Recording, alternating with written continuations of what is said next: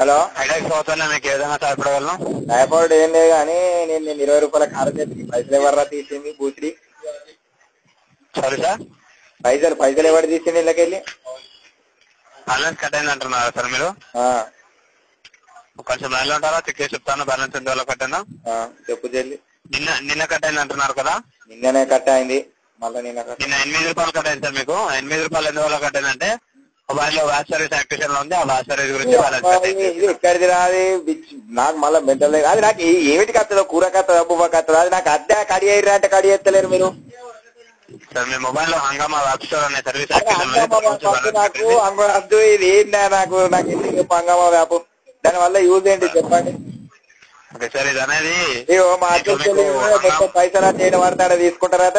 మొన్న వాళ్ళ నాన్నయ్య కూడా ఏడికాడి గేకిరట. ఆ గేకిన ఏం చేస్తారో అర్థమైతలేదు.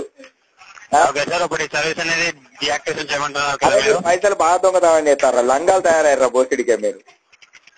అలా మాట్లాడితే కాల్ డిస్కనెక్ట్ అవుతుంది.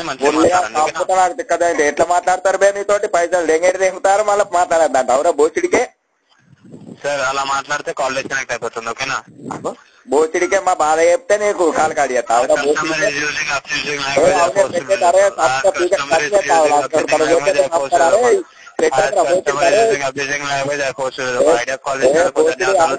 బద్మాష్ గా పెట్టే కావు బద్మాష్ కుమార్.